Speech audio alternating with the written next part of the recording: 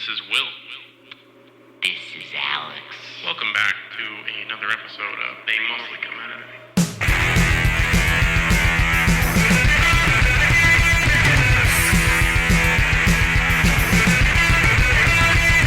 It. Welcome back, everyone. You know what it is. They mostly come in at night. You know what time it is? We're back. You were back, baby. It's Sunday night. It's Sunday night again. And you're going to listen to this shit, and you're going to enjoy it, because we're happy again. Watched another good movie. We're not miserable this time. You always know when we have these intros that it's a good movie. You know when we're like dead inside, that's like the bad movies. The kind where we don't have a lot to say. Yeah, where it's just like, hi, welcome back. How's it going? We watched a movie. We watched a movie. Yeah, sure, it was fine. No, this one was actually good. Go to YouTube, Spotify, iHeartRadio, Stitcher, anywhere you get your podcasts. Nonsense, yeah. YouTube's a big one for us. Spotify is a pretty big one for us. Give us a like, comment, subscribe. You know all the whole drill. Go share us to your friends if you like what you hear. If you're new here, we do a request every 5 episodes, so get those in. If you have a request, if you would like to, give us a request. Whatever you want. Yeah, or drop us a line. We like talking. I hang out on the social medias, so if you like what you hear and you want to kind of shoot the shit, let's do it. Yeah, you can find us. I got some people in my some people have already slid into our DMs, so you can find us on Facebook, Instagram, whatever. Totally fine with it. Yeah. So it's fine. Thank you everyone for listening. Thank you for everyone who is just starting out. Welcome back. Let's get into it because I don't think we have any more business. No, that's it. We checked out The Outing this time, also known as The Lamp. Wow. I'm impressed. I'm kind of scared though because we're on a good streak where it's like we haven't watched too much god awful shit. So I'm really scared that the next few movies are going to be absolutely atrocious. Because this one was not. I don't think the next few, but there is some coming that I know for a 100% fact. There is at least one I know. That will be utter garbage. 87 just keeps on giving, though. But like, this, it really does. Yeah. Because this one is good. It has a good concept. There's good stuff here. Now, it's not like Retribution where it's like, I'm going to ask you to go watch it before we review it, because it's not that kind. It's like a supernatural, I can't talk. Supernatural slasher film. Really good, though. With a genie. Yeah, or a djinn, if you will. And it's really well done, surprisingly. Like, for a little tiny, fucking... little tiny movie I've never heard of. Movie no one's ever heard of from 1987. They could have done a lot worse. So I guess let's just get into it. Do we want to do, like, a rambler, or do we want to do chronological? I mean, it is a slasher, so I guess keeping with our theme of slashers. Rambler? Sure. All right, so let's just do the basic setup. We'll do chronological a little bit here because I do want to set up how the genie gets to the murder palace that is the museum in this movie. So we get like a big, not like a long sequence, but it's in 1897 or 18 something. A ship in Galveston, Texas. Yeah, so it's like an old ship. It's supposed to be old-timey. Everyone on the ship's dead except for 2 people. Yeah. So there's a woman with a red crystal bracelet. And it keeps like sparkling and making like, and you see sparkling noises. A photograph of her and a little girl, and the woman dies. Yeah, but there's no little girl there, but you presume that she's there. We'll get to that. So then we jump to... we see it's like, I think this is the captain of the ship. He is trying to leave with something. Oh, right, yeah. Something. And as he's trying to leave, you see a gigantic shadow just come up in front of him. And a big blood spray on the wall. And that's the end of him. Yep. So now we jump to modern day. Mm-hmm. We get 3 total absolute fucking degenerates. They're degenerates. They are like the worst kind of people because they're drinking and driving and talking about robbing an old lady. One of them, he like delivered for her or something, and he's like, she's got valuables. So they go to this old plantation house, and they're looking through it. They're just absolutely destroying everything on the bottom floor. We get a little bit of snippets of the old woman, like an old woman in bed. Well, we have a new young thing old here. Lady. We have a young old lady instead of a young old man now. But unlike most of our young old man films, they do have her in actual makeup. Right, yeah. Because in most of the young old man they do not have them in makeup. They just dye their hair gray, but their skin is like a skin of a 25-year-old man. Great. Drop the skincare routine, bro. Yeah, exactly. But it's like it's an actress in old age makeup. Yeah. And so she's sleeping. I guess she doesn't wake up when they're making like all this fucking noise downstairs. But they decide to go upstairs because they can't find the treasure. Yeah, they can't find any like valuables. Mm-hmm. So they go upstairs and they wake her up and they start like torturing her basically and trying to like coerce her to give up where the goods are. And the guy starts hammering the wall with an axe. And that same guy also kills her. Yeah, well, because they find a chest. Yeah. And they they open the chest and then he like puts the axe through her head. She's basically telling them don't open it. And so he gets this really just very, for this kind of movie, intricate lamp. Yes. The prop genie lamp. The prop department went fucking insane with this lamp because it's like this gigantic lamp. It has like two demons on it. One makes the handle and one is like the top of it. And then at the end of it, it's like a 3-clawed hand holding a crystal, holding a red crystal, holding a ruby. Which she also, this old woman in this scene who dies, she has the bracelet. And when she dies, it falls off. Yeah. And so he takes the bracelet and he takes the lamp, and he's trying to open it. He's trying to open the lamp and he can't open it, and the other two are getting absolutely like annihilated drunk. And one of them says like, "Why don't you rub it?" Like kind of like razzing him. Like, why don't you rub it? Like that's what they do in all the shows. Got to rub it. And so they leave. They go get plastered. Yeah. They go to the pool. They go downstairs and he keeps trying to, and then he like looks around to make sure they're not there, and he starts rubbing the lamp, and he sees the hand like start turning. Yeah. And then he like takes off the head of it, and smoke starts billowing out of it, and you fucking already know what's gonna happen. Because a little green CGI light pews out of it when this thing is traveling around, and it goes into the dead woman's head, and it resurrects her basically. And he's like trying to walk out, and he tries to grab the bracelet. Oh, and yeah, she grabs his hand, and then she still has the axe in her face, so she grabs his face and like headbutts him into the into the axe, and then the spirit like Sam Raimi style flies down the stairs, and fucking these two are like getting in a pool. Yeah, and they're about to go. One of the guys already in the pool, and the thing goes in there, and as the woman's like.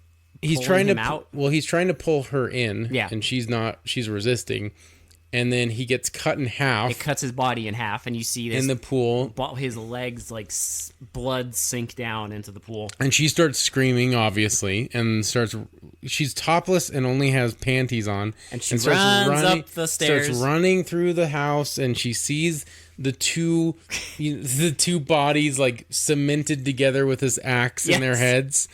And she starts screaming, and then blood, like the thing, like lifts her all like up, and you see like blood start fucking going everywhere, and the lights, and like her fireworks, her hair's flying all over the place, and sparks, and you see her feet and blood, and it looks so fucking cool. And you know you're in for a wild ride when like the first death scene is like this gruesome. And that's the first like 20 minutes. Because even when he murders the old woman with an axe, you see like brain matter go like on fly like the on wall. The wall. Like it's fucking their attention to detail is a little high for a B movie. And Yeah, so they're all dead, and it's like the cops showing up to get all the stuff, and all the two cops care about is like food. Yeah. So one of them just like takes a peek at the genie lamp and puts it away, and it ends up in the hands of the museum. Yeah. So now we get our here's our movie. So we have our curator, who is a guy that's in love with a school teacher and has a teenage daughter who goes to the school. Yeah, because it kind of shows her when they first get the lamp. It kind of shows her like saying that he's never around. He's very like dedicated to his job. Since their mom died, and like of course the djinn is listening to this all. It's a really cool like POV shot from inside the lamp with through the red like, ruby. You just see like the red filter, and it's like kind of like glass like on it. It's really cool. And so it's listening to all their conversations. For right now, it doesn't really matter, but you do hear her say, "I sometimes wish you were dead." Keep that in your back pocket. And again, I didn't know that they were going to go there. I thought it was just a scene of. I thought it was just a throwaway scene of like daughter, dad bickering. But I mean, if you think about it, there's obviously a reason we see the djinn listening to their conversation. Which now I know why. Yeah, and so she. Basically, the premise is so when they get the lamp, they get a bunch of the other stuff from this house because there was a bunch of artifacts, including the bracelet. And she accidentally puts on the bracelet and can't take it off, and is immediately drawn. Yeah, she's drawn to the lamp because she starts rubbing it and like is about to pull it off, but like keeps getting thwarted in like that she's gonna let the djinn out, and so she gets like kind of like possessed by this. She's like the new protector of the lamp or whatever, so to speak, or the keeper, as the Goomba djinn says. And so basically what happens is the basic setup, and we'll get to like all the death scenes here.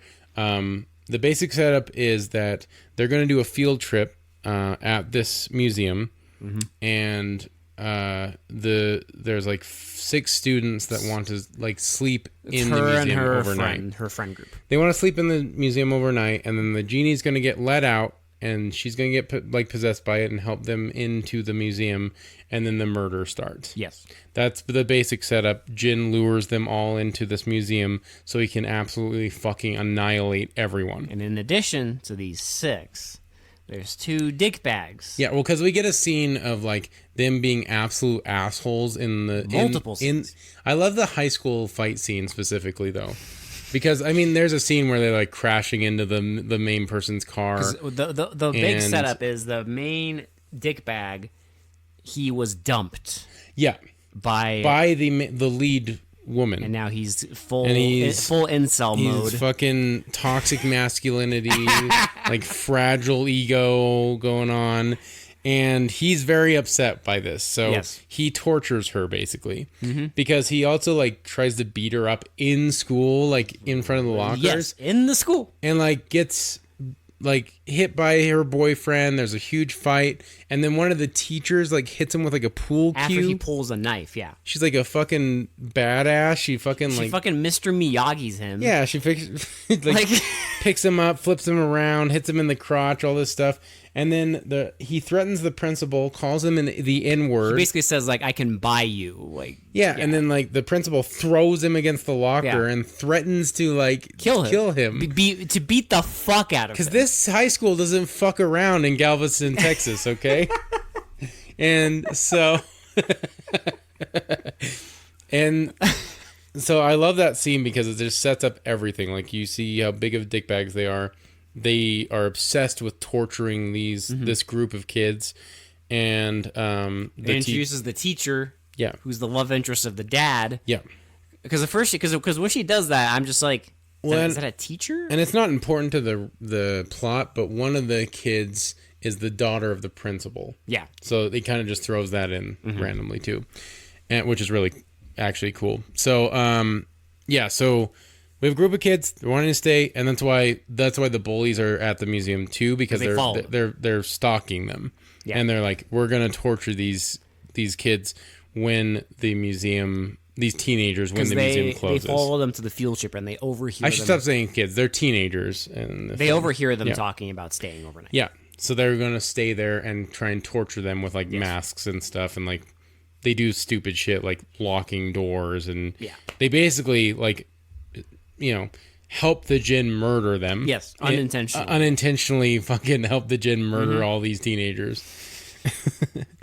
Because, I mean, that's like the basic setup. That's why everyone's there. And then we also have, the last thing I'll say about the setup is the dad wants to propose to the teacher because they're like in love. And during the field trip, he tells her that he wants to take her to dinner and do the proposal because she even says that he has like no time for her because he basically and they haven't says, seen each other in a long time. Yeah. He basically says like, well, I want to have something more permanent. Yeah. And she's like, are you talking about proposing? And he's like, well, maybe. He's like, I'm suggesting an appointment for a proposal. Because they go to a fancy dinner while everyone else stays at the museum overnight, and of course the daughter lies to him. Well, because we have to set up why the dad isn't there protecting her, because she convinces the teacher that the dad is taking her home, and then convinces the dad that her boyfriend's taking her home. So it creates all these stories that like everyone thinks she's safe. Yes, even though she's not. No one knows what's happening. So now we get to. Should we just get to the death scenes? Meat of the movie, yes. Yeah. I fuck with a lot of these death scenes. There are like two ones that I'm not super impressed with, which is fine. I mean, two out of like what, 9 in the movie? 10? Maybe more. I don't know. 8 or 9? Yeah. It's like. Well, because I'm also counting the first, 4 in the beginning. So, probably let's say comfortably around around 10 or so bodies. Yeah. But, so our first deaths in the museum are one of the curator's assistant. He is like deciphering the code on this lamp. Yeah, he's the one who he's carbon dating and deciphering the code on it. And he finally cracks the code. He knows exactly what's on the lamp. And he goes into the curator's office, and you see a fan spinning rapidly above him. Way faster than it should. And so he puts the encryption on the desk. And he starts looking up at the fan because it's moving super fucking fast. And then you get all this blue and red light, and then wind coming up. Light starts flickering. The sparks start going, and he gets lifted up into this fucking propeller fan. Little off the top. Thanks, Tim Ritter. Yeah. It's not exactly what Tim Ritter would do. It's actually better. So it's more surprising. Serious. Whoa! I've never seen ceiling fan like that. It looks like it's working. Just wait. Just wait. Wait. Oh, God. Asbestos felt. Jesus Christ. What a legend. If you know, you know. Yeah. Watch Killing Spree. Yeah. But yeah, it's a bit more serious, but it kills him. And then, because we also, in the tour, we also got, I just want to mention, they mentioned this Native American woman that they preserved. A mummy. A mummy that was buried alive and has, these sharp, bony teeth. And which, again... They take the case off of it and leave it off, so you know something's going to happen with that thing. I wasn't sure. I was like, maybe it's just a throwaway. I mean, yeah, it looks creepy, so maybe it's they filmed it in an actual museum, so it's okay. Right. So next death is, I think we're not going chronological, so it doesn't matter. I want to talk about the death in the specimen room, because the bath. Yeah, that death is fucking awesome. The snakes? It looks so fucking cool. Yeah. Well, there's 2 deaths actually. Yeah. So it's this guy trying to get his Mac on. And she spilled beer all over herself. So she goes into the specimen room because it's the only one with a tub. It's like a specimen to wash up. Specimen cleaning tub that they use to clean specimens. And so there's a bunch of snakes in jars. They're all dead right now. For now. Because the Jinn can affect surroundings. He can fucking we know from the beginning. Bring dead back to life. He can just fuck with shit. Yeah. Because he's mischievous and fucking just he's does. A troll. Yeah. It's fucking Fucking got you, bitch. So she's like taking a bath, and he's like getting impatient, and then she's like, why don't you find a place for us to sleep? And so she's in the bath, and you just hear him go, "Huh." Wait, that's after you see the fucking Sam Raimi footage. Oh yeah, because the spirits like flying through the fucking like everything. I like that in the footage. It's like it like wobbles like it's drunk. Yeah. And then it goes up to her in the bath, and you just hear, "Huh." She's like, what's going on?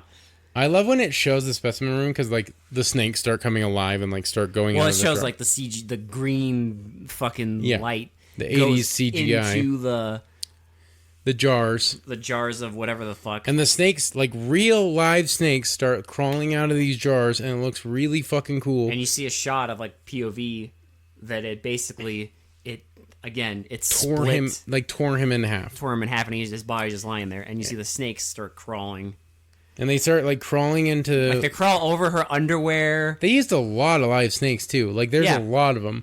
And they start crawling all over her underwear. They start crawling through past her heels. Past this fucking dead boyfriend and all into the tub. As she's in the tub just relaxing. And she sees them all start screaming, and they all start just like biting her. So she has bite marks all over her. And then she is like standing up. She really went for the gold on this, like, I'm going to die with style kind of thing. Well, it looks like something out of, like, a fucking, like, Italian...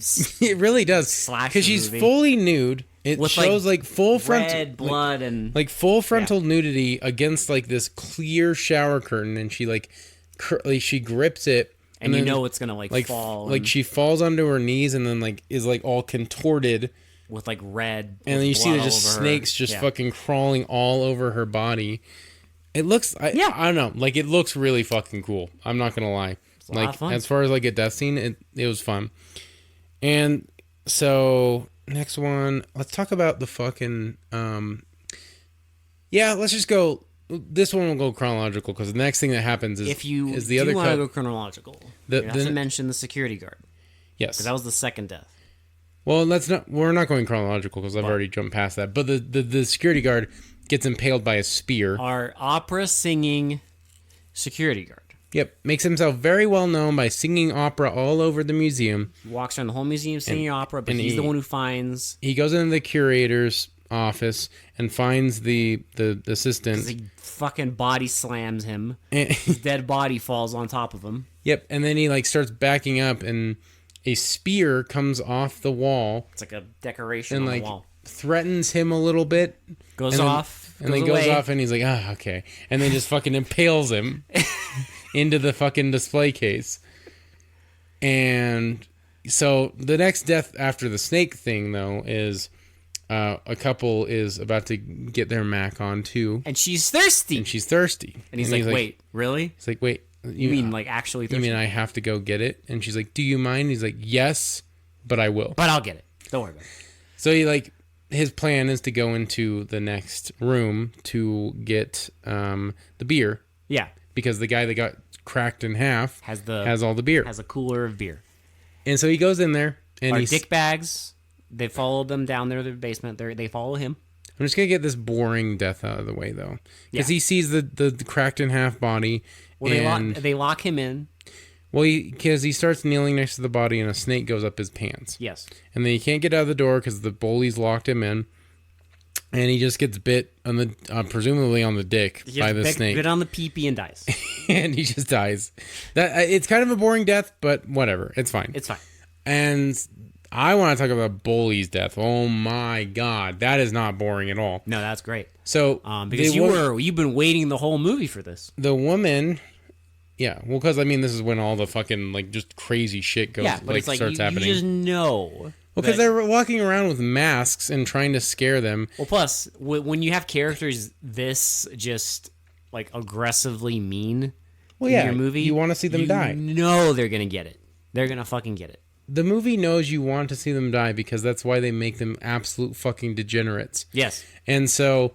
They go into... So, the woman that was thirsty, she starts putting on this, like, Asian exhibit, like it's costume. Like a head mask and all this other stuff.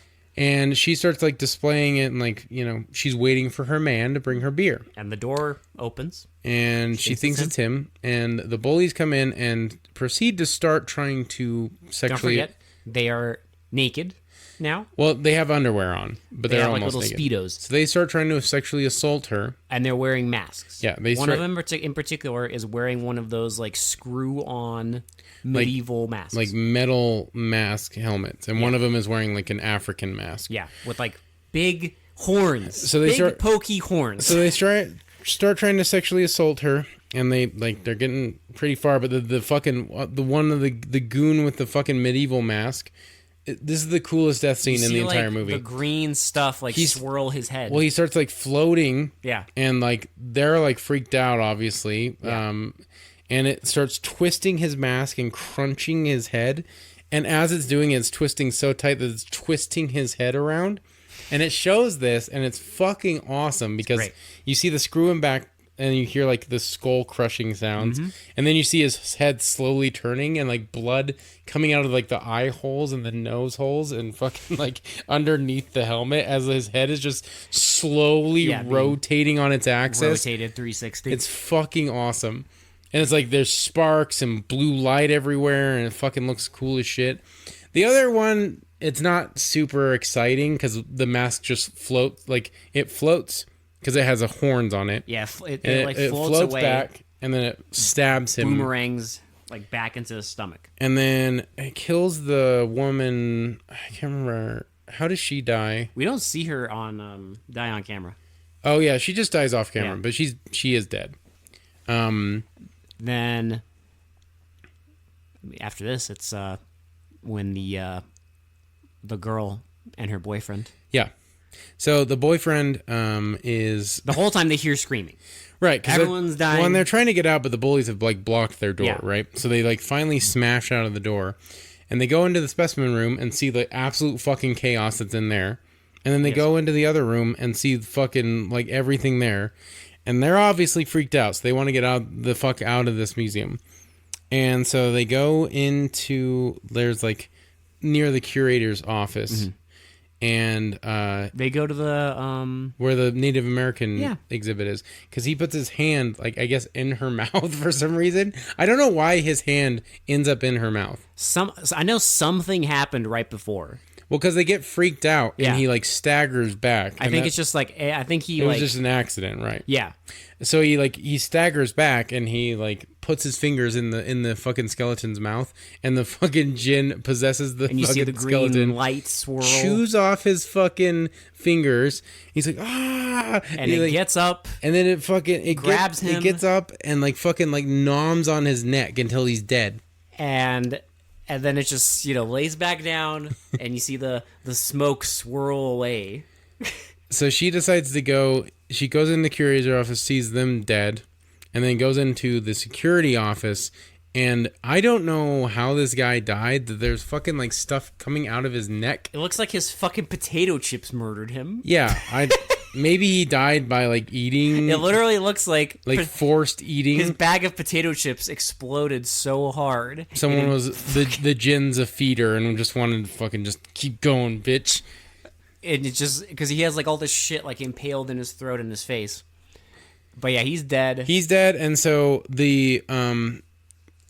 so it shows them at dinner. The whole time this is happening, the dad and the teacher are at dinner. He already proposed because she has a wedding ring, like an engagement ring on her finger. Because we have a hilarious edit from like someone getting murdered. Like violently. Absolute chaos to she has like a engagement, a close up of the ring on the finger, and they're talking, and she's like, "Well, remember you took her home?" And he's like, "I didn't take her home. Like Robbie took her home." Yeah, and she's like, "No," and so he's like, "Oh, I better go see where she's at."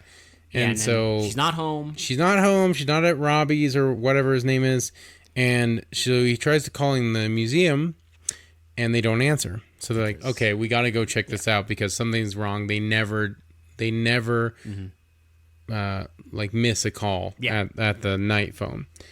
And so they go, and it's locked. And they try and like buzz the thing, and they can't get a hold of anyone. And then it opens. Well, that's when she's trying to talk to them, and the djinn won't let the like intercom like do anything.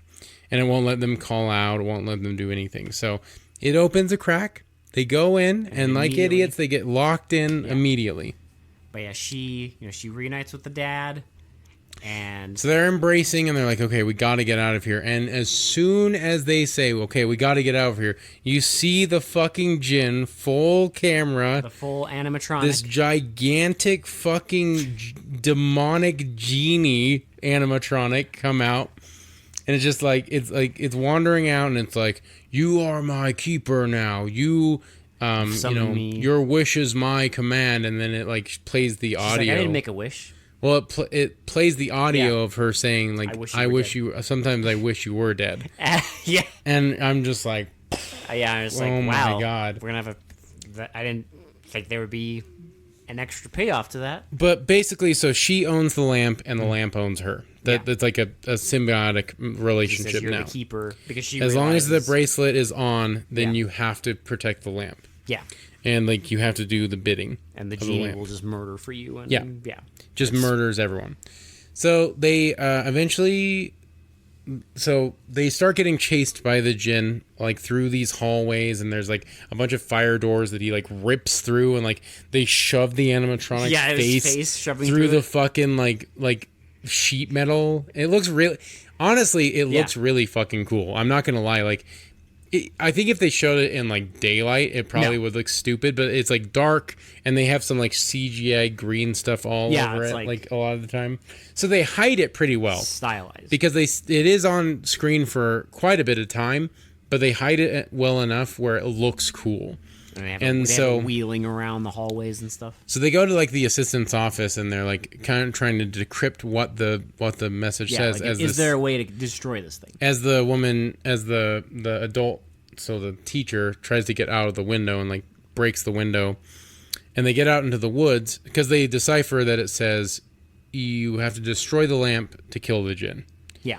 I don't know why at that point they don't. I guess because the djinn... Because it's in the assistance... Because it's like... it's blocked... Yeah, because the way is blocked. And they're going to get murdered if they go that way. So they go into the woods, and they start running through the woods, and the dad, like, trips, I guess, like, sprains his ankle or breaks his ankle or whatever, because he can't go on. And so he's like, run, go without me, get away from this place, and they start running, and they see the dad. They run into him. And he's like, here, I know the way out. It's this way. And immediately and he leads. And I'm like, the dad was just on the ground, like, in pain. I doubt that's like the dad. Behind them. And so he's like, I know the way. He leads him right back to the dead. Like, wait, we're going back. Yeah, he leads him right back to the dead dad. And then the djinn appears again. Well, it's like, because the teacher's holding the dad's hand, and then it turns into a demon hand. Yeah, and then it shifts into the djinn. Yeah. And he lifts her up. The full fucking animatronic. He lifts the teacher up, and she's like, run, you gotta go destroy the lamp or whatever. And the main, I can't remember her name, but she runs back into the museum. Her name is Alex. Alex? How fitting. Well, there you go. So she runs back in, and she gets the lamp and is going to take it to the incinerator. Yes. And so...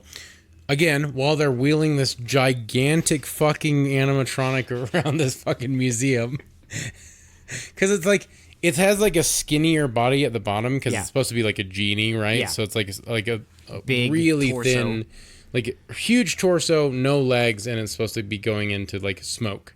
It looks really cool. It skipped leg day. Yeah. Well, I mean, what legs?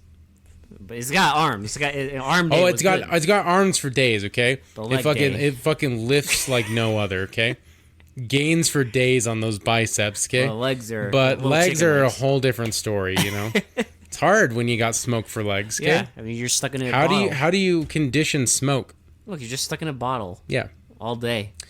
Needs to lay off the carbs. Really, carbs and sugars are. You know, if you lay off those, you'll be golden. It's really shameful behavior. Yeah, it is. Yeah. Skipping leg day is a sin. Can't believe it. This is a bad example for the children, okay? So she goes she gets the lamp, and she's taking it to the incinerator. And the genie, like, catches up with her, and she's, like, trying to turn it on, and he says some more stuff, like, you know, I possess you, like, you know, you can't do this, or whatever. and she's like, "Die, motherfucker." She's a die, motherfucker. You know what? It's an oldie but a goodie. Okay. Look, sometimes that's what you need. That is honestly, that's what I wish you would have been like, because Aladdin wasn't out yet, but like, you ain't never had a friend like me, and then throws it in there. You know, something like that. I don't know. I got enough friends. I wish you were free, and then fucking throws it in. You know. He throws it in there. It lights on fire. They fucking just fucking cover all their fireworks. They cover this thing with fucking all their firecrackers. Firecrackers, sparks are flying everywhere. It's just staring her down while all this is happening, and then it slowly disappears. And dies. Along with everyone else in the movie. Literally the teacher. Everyone. Everyone's dead. Or Dad's dead. The teacher's not dead though, because the teacher shows up and she's like, it was the only way to get it away from you. Like, I had to, you know, whatever. And so they're alive, and they like go out of the museum. It's daytime now, and you know, these poor hospital workers are fucking wheeling like just an insane amount of bodies out of this museum with no explanation. That's what I like. No explanation of how like all this happened, right? Yeah. Like, you got like a guy that got his head basically twisted off inside a helmet. You got one impaled by a mask. That guy cut in half. Snake bites by dead snakes. Like, oh yeah. How the fuck, as a detective, would you even start to explain this shit? See, the funny thing is, high probability. It would be the same detectives. Yeah, it would. Same two goons. The same Miami Vice guy that gets hungry and they stop. He wants either fried chicken or barbecue. And they stop investigating because he got hungry. Yeah, they're like, listen, I want chicken. Yeah. Fucking assholes. So yeah, they go out and she gets in the cop car and you hear the twinkling of the bracelet. And it's a Pepsi truck. They did a fake out for a Pepsi, which they give a special shout out to at the end of the movie. A fake out for an ad for Pepsi? Funny. Jesus Christ. I am a little thirsty though. R-rated. Nothing refreshes like an ice cold Pepsi, okay? Yeah. When your entire family and friends have been murdered by a murderous genie, nothing quite says refreshment like a Pepsi. Like Pepsi and Life cereal. Okay. Yeah. There was a Life cereal, yeah. You didn't notice it, but your brain did. I don't know, man. This isn't like the best movie I've ever seen, obviously, but I thought they did a damn good job for like a not well-known movie. I mean, the concept's pretty interesting. I haven't seen a lot of like murderous genie movies. I'm sure there is some, but you know, mainstream American made like genie slasher movies with like the lamp and everything. I doubt there's a lot of them, if any, other than this. With the lamp and everything. But it was good. The design of the lamp was really cool. The acting, some of it was pretty good.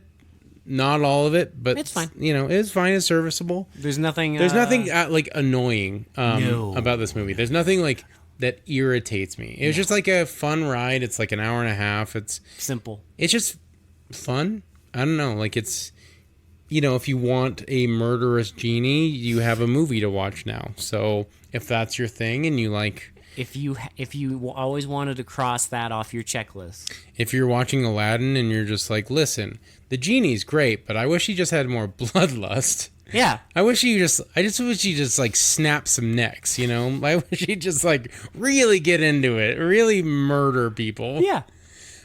You know, this is the movie for you. Go watch The Outing or The Lamp or whatever it's called. I like to, you know, they throw in the little backstory there. Yeah. That it's like, you know, it was a woman and her daughter moving from Middle East. They came from Iraq. Yeah. And, you know, because we actually forgot to mention the old woman who gets murdered by the three fucking goons. She was the daughter of They show a photograph of the family. And I guess what they also try to explain is, I guess it would like make you live longer. Yeah. Because she was like, I mean, she was a kid in 1890 whatever. 1893, yeah. So like she lived like almost 100 years. Yeah. To 1987. Yeah. Yeah. So I mean, it makes you live longer, and like I don't know, I appreciate this movie because it's like a slasher film, so it doesn't waste your time, but it explains everything pretty well. Yeah. I mean, there's no like big fucking glaring plot holes, which are great. Because I mean, yeah, basically, it basically possesses the main girl to make her get everyone into the museum, and then once everyone's in there, you see it like leave her. Yeah, she kind of like because it's all implied. It's none of it. There's not like a person that just does an exposition dump, right? Yeah. I mean, except for the teacher at the beginning because she asks about jinns. Yeah. So they do that. They're already talking about. Yeah. They're talking about Dracula. Well, they're talking about Vlad the Impaler. Yeah. And you know how he became. How myths. How our stories, mythological stories, are often based on real. Well, because then she asked the relevant question of like, well, how did like lamps and stuff get into stories? Yeah, like, you know, genie lamps and yeah, how is that like myth? She kind of gives a little explanation of jinns and genies and oil lamps and all that stuff. Yeah, little details, just like flavoring. It's an exposition dump hidden within like a history lesson in a school, so it works. I don't know. There's nothing really annoying about this film. I enjoyed the animatronic. Like, although I think if they showed it more would look goofy, I think they hit it well enough that it looks good. Yeah, I like it. It's like omnipresent. It moves. You see silhouettes of it like in random shots in the film, which is kind of cool because it's like always there. Like, because like they'll show the exterior and like lightning will flash and you'll see a big silhouette thing. Yeah. And then they'll also like have like shadows of his head somewhere. When they're doing the POV shots, you would sometimes see the shadow. Yeah. So it's really cool how they kind of like hit it, but he's always there. And I don't know, like I kind of like that. It's not like it's not overly like scary or horrifying. It's just it's just a fun like kind of throwaway like on a Friday night Halloween movie. Yeah. You know, if you just want a fun 80s movie to watch. And that's all it needs to be. You know, sometimes that's all we don't need masterpiece pieces like Retribution all the time. Not everything can be. We can't have bangers like that all the time because my mind would fucking melt. Yes. If we had all that stuff on our podcast, I would fucking I don't know what I would do. Don't worry, Will, because we got lots. I know. Yeah, 1980s. I can't talk. 1987. We'll just keep on giving. Because look, this is one of like some of my favorite movies of all time came out in this year. Obviously, those won't be on the podcast. Well, no, but there are a lot of really good fucking 1987 horror movies. Even looking like we do at like B movies and kind of stuff like that, there's a lot of good shit. Yeah. Well, I mean, like fucking, come on, bro. The Lost Boys came out in fucking 1987. Near Dark, RoboCop, Near Dark, Predator, fucking Running Man, Monster Squad, Evil Dead 2, Wolfman's Got Nards, Evil Dead 2, fucking Hellraiser. Like, there's so many fucking good movies in 1987. It's insane. Hidden. Like, come on, man. It's ridiculous. It is ridiculous. It is ridiculous how many fucking good movies came out. It's fucking absurd. Silent Night, Deadly Night Part 2. You know? Come on. Garbage Day. No. I don't know. If you haven't watched a lot of movies from 1987 and you're a horror fan, what the fuck are you doing? Yeah, you need to watch more horror movies from like this. I mean, look, I know this isn't the podcast for that, but if you have not seen The Lost Boys, what are you doing? I don't know if you already said it, but the fucking Predator came out in 1987. Okay? If aliens didn't exist, our podcast name would probably be a line from Predator. Yeah, I'm just putting that out there right now. It is a line from Aliens, but it would be a line from Predator. But if aliens didn't exist, Predator is the next big action horror sci-fi fucking. That's literally one of our favorite movies of all time. It is so fucking good. Masterpiece film. And if you haven't seen that, then I can't help you. I don't even know what to say. I don't even know what to say if you haven't seen Predator. I know we're going off on a tangent, but if you fucking, I swear to God, if you haven't seen Predator and you like this podcast, you're not a true fan. If you listen to this podcast and you haven't seen Predator, I want to know which rock you've been existing after. Also, I don't know if you mentioned it, but The Hidden. Yes, The Hidden. Okay. The Hidden is one of my all-time favorite movies. Go watch The Hidden if you haven't seen that. That, a lot of people haven't watched, and it's a travesty. Please go watch The Hidden. Yeah, if you want to see like a crazy mix of like the Terminator and Invasion of the Body Snatchers, you have to watch The Hidden. Yeah, The Hidden is so fucking good. Anyway, let's get on to Shit Eater Pretty. If you're new here, we do a rating system. It's by entertainment value only. It's not an actual rating system, so don't take it seriously. Yeah, I'm not Roger Ebert. It's how entertained it's how entertained we were by the film. And I will tell you right now, The Outing, I think it's going to be, I was thinking about giving it an 8, but I think it deserves a 9. Yeah. That's exactly what I was going to say. It's a 9. Oh, also, if you're new here, we literally never disagree on our rating. I think it's maybe happened like once. Maybe. And by that, I mean like we were off by one. In like the 5 years we've had a podcast, I think we've literally like... it's been like a point difference. It's never like I give it a 1 and you give it a 10. No. That's never happened. No. I don't know if that will ever happen, to be honest. No, that would have to be some sorcery. That would be some weird shit. Like, unless it was like some like weird like squad shit that I was just like super into and you were just like, no. Oh, like some Power Rangers shit? Yeah, if it was like some Power Rangers shit, like, I mean, I guess, but yeah. I don't know. I don't think it'll ever happen. No. So don't worry. Even for something like that, the likelihood that I would give it like a 1 is sorry, not happening. But I don't know. Like 9 out of 10. Yeah. Yeah, 9 out of 10. Go watch The Outing. If you haven't seen Retribution, go watch Retribution. And then listen to our... Like, The Outing deserves it too, but, like, the Retribution deserves it way more. If you have... And then go listen to that episode, because holy shit. And then listen to the episode, and then subscribe, and then recommend it to all your friends and then you can have other people watch, that, and then you can have other people listen to that episode, and then we get more traction, and then, it makes everyone happy. And it's like the ring. You spread it. Spread the curse of They Mostly Come Out at Night. Please, I would love that. Yes. But not to discredit the actual listeners. Yeah. Thank you guys so much for listening. You guys have been awesome. I love the feedback we're getting from people. We've been doing really well. We're still a really small podcast, but we love doing this shit. So we really appreciate anyone who listens, even if it's only one. Even if it's only one person. I know it's not only one person, but even if it was only one, we would still be doing this shit. I don't care. We do it for the fun. Yeah. We do it for the thrill of the game. Yeah.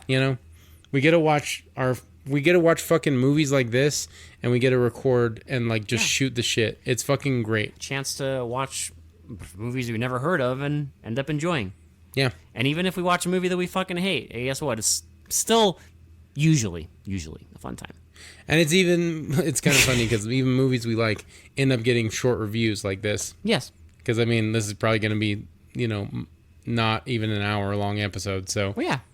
Because it's a slasher movie. It's fun. There's not much to talk about. It's a simple plot. It just, not simple, but it's like a pretty, just easy setup, and then it just fucking goes for it.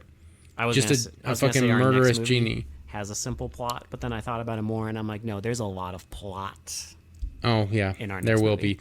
Get excited! I hope you like working out, getting those gains. Yeah, we talked about. Hey, here's a little teaser. We talked about not skipping leg day. Yeah, and we meant it. That's for next. You didn't notice. That's for next time. But your brain did. Yeah, and you'll see once we post what it is. You will see once you see that poster. And once we tell you who the director is, you will know. And you see that poster, and you maybe see his name on the poster. Maybe you can spot and peep the director. He's a repeat offender. And he's got 3 movies this year. God. Jesus Christ. 3 movies! Oh, my fucking Lord. What a man. What a fucking legend. Fuck. 3 movies in 1 year. 3 movies in 1 Holy year. shit. And they're all going to be horny as fuck. And they're all going to be amazing. Oh, my God. So, yeah, get ready for that. And, yeah, that's all I have to really talk about. So, for They Mostly Come Out at Night, this has been Will. This has been Alex. And we will talk to you all later. Bye. Bye-bye now. You ain't never had a friend, never had a friend, never had a friend, never had a friend like me.